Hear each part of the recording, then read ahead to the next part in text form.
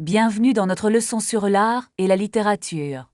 Aujourd'hui, nous allons explorer le subjonctif. Nous utiliserons ce mode pour critiquer l'art. Commençons par un niveau 1, le vocabulaire de base. Voici un exemple simple. C'est un beau tableau. Passons au niveau B1. Exprimer un souhait. Je veux que tu lises ce roman. Maintenant le cœur de la leçon, le niveau B2. Utilisons il est impératif que. Imaginons une discussion entre Camille et Julien. Je crains que ce tableau ne soit trop sombre. Mais il est essentiel que l'on ressente l'émotion. Pourtant, je doute que l'artiste ait réussi. Il faut que nous apprécions son style unique. Très bien. Analysons ces structures. Le subjonctif exprime la subjectivité. Phrase du jour. Il est nécessaire que l'on s'exprime. Passons à la littérature française. Lisez ce passage de Victor Hugo. Bien que le destin soit cruel, il reste digne. Notez l'utilisation de soi. C'est un piège courant pour les étudiants. Ne dites pas « bien qu'il est ». Pratiquons avec un exercice d'écoute. Écoutez ce court documentaire sur Monet. Il est surprenant que la lumière change ainsi. Maintenant, à votre tour de parler. Donnez votre opinion sur une œuvre. Par exemple, « Je veux que l'artiste exprime la paix ». Bravo. Vous avez terminé la leçon. N'oubliez pas de réviser vos notes. Avant de partir, approfondissons un peu la grammaire. Est-ce que je peux utiliser le subjonctif avec penser que? Non à l'affirmatif, on utilise l'indicatif. Mais je ne pense pas qu'il soit talentueux. Ah, je comprends mieux la nuance maintenant. Essayons avec un verbe de sentiment. Je regrette que ce tableau soit si petit. C'est une excellente application du subjonctif. Passons maintenant à l'analyse d'un texte. De quel auteur s'agit-il aujourd'hui? Nous allons lire un passage de Baudelaire. Lisez attentivement les verbes conjugués. Je vois le subjonctif après bien que. Exactement, c'est une conjonction obligatoire. Voici une liste de conjonctions utiles. Est-ce que pour que fonctionne aussi? Oui, pour exprimer un objectif précis. C'est très différent de l'anglais parfois. C'est le défi de l'apprentissage. Maintenant, écoutons ce court extrait. Je vais essayer de noter les verbes. Écoutez bien l'intonation du narrateur. Le narrateur semble très passionné. C'est vrai, il utilise beaucoup d'adjectifs. Quels artistes ont été mentionnés? Il a parlé de Renoir et de Degas. Parfait. Passons à la rédaction. Sur quel sujet dois-je écrire? Choisissez une œuvre qui vous touche. Utilisez le subjonctif pour vos critiques. Je vais écrire sur Le Petit Prince. C'est un excellent choix pour pratiquer. Je crains que mon texte soit trop court. Ne vous inquiétez pas pour la longueur. Concentrez-vous sur la précision du vocabulaire. Je vais utiliser le mot chef-d'œuvre. Très bien, c'est un mot très utile. Il est important que le lecteur comprenne. C'est l'objectif principal de tout auteur. Prenez votre temps pour rédiger. Je commence tout de suite. Je reste ici pour vous aider. Merci pour votre aide précieuse. De rien, c'est mon rôle. Une fois terminé, nous corrigerons ensemble. J'ai hâte d'avoir votre retour. C'est ainsi que l'on progresse.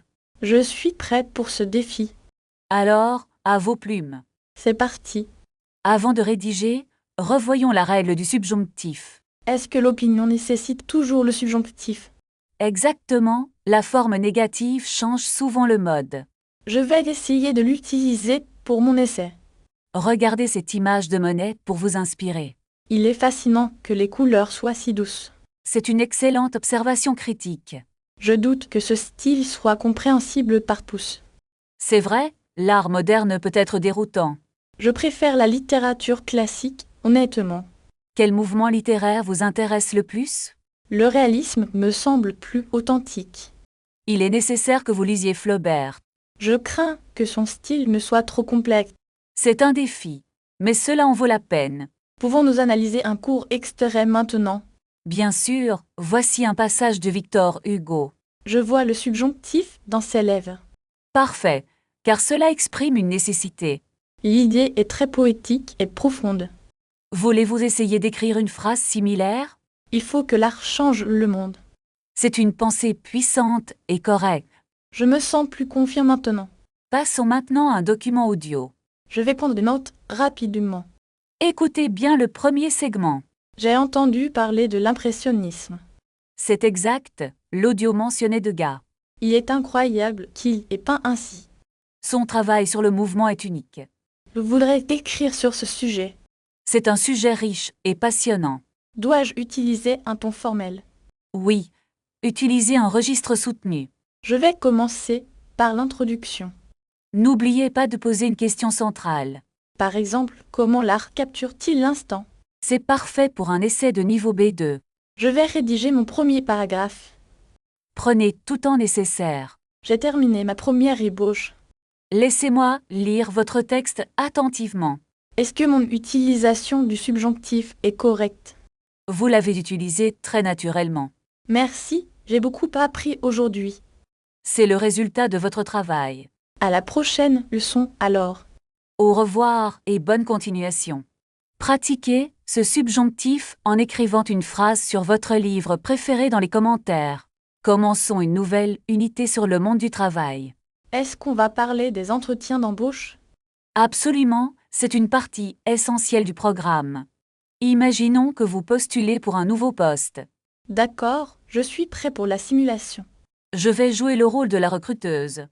Bonjour, merci d'être venu aujourd'hui. C'est un plaisir de vous rencontrer. Pouvez-vous me parler de votre parcours? J'ai travaillé dans le marketing pendant 5 ans. Quelles sont vos principales forces? Je suis très organisée et autonome. Avez-vous des questions pour nous? Quelles sont les prochaines étapes? Nous vous contacterons la semaine prochaine. Arrêtons la simulation pour analyser les réponses.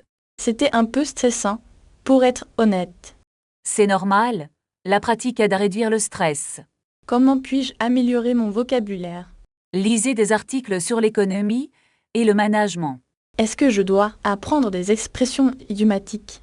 Oui, mais restez prudent avec le langage familier. Je préfère rester sur un ton formel. C'est une sage décision pour un entretien. Passons maintenant à la négociation de salaire. C'est la partie la plus difficile pour moi. Utilisez des phrases conditionnelles pour être poli.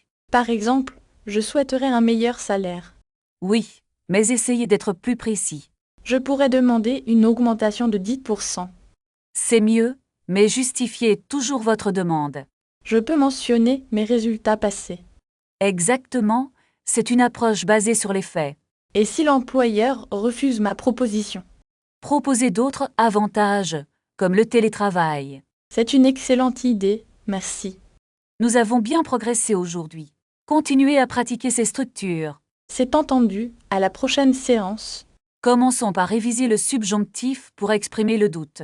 Est-ce que je dois l'utiliser après bien que? Oui, c'est une règle fondamentale en français.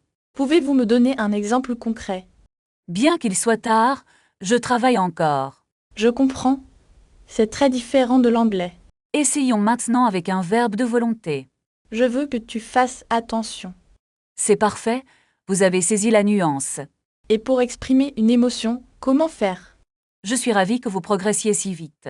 Est-ce que je pense que demande le subjonctif? Et si je dis je ne pense pas que? Là, vous devez utiliser le subjonctif. C'est logique, la négation crée l'incertitude. Passons maintenant à un exercice de mise en situation. Je suis prêt. Quel est le contexte? Vous êtes un client mécontent de la qualité. Je crains que ce produit ne soit défectueux. Je suis désolé, je veux que vous soyez satisfait. Il faut que vous me proposiez un remboursement. Je vais faire en sorte que cela soit réglé. Merci, j'espère que ce sera rapide. Exactement, c'est une erreur très fréquente. Pouvons-nous passer à un autre sujet? Bien sûr, parlons des pronoms relatifs. Quand utilise-t-on donc? On l'utilise pour les verbes avec de. Donc, l'homme dont je parle est correct. C'est tout à fait ça. Et pour le pronom où? C'est la ville où j'habite. Peut-on l'utiliser pour le temps aussi? Oui. Comme dans le jour où il est parti. C'est beaucoup plus clair maintenant. Voulez-vous essayer de construire vos propres phrases? D'accord, je vais tenter ma chance. Imaginez que vous parlez d'un film que vous adorez. C'est le film dont tout le monde parle. Très bien. Maintenant, parlez-moi de votre ville. C'est une ville où il y a beaucoup de parcs. Est-ce que vous pouvez combiner les deux idées? C'est difficile, mais je vais essayer. C'est l'endroit dont je rêve, où je veux vivre. Vous avez vraiment fait des progrès aujourd'hui. Passons maintenant à la pratique avec un scénario concret. Je suis prêt. Je vais imaginer que je suis à la réception. Bonjour, je cherche l'hôtel dont vous m'avez parlé. C'est l'hôtel où se trouve la grande place centrale. Est-ce que c'est le bâtiment dont la façade est bleue? Exactement. C'est la rue où vous devez tourner à gauche. Merci pour l'aide que vous m'avez apportée. De rien. C'est un plaisir de vous aider.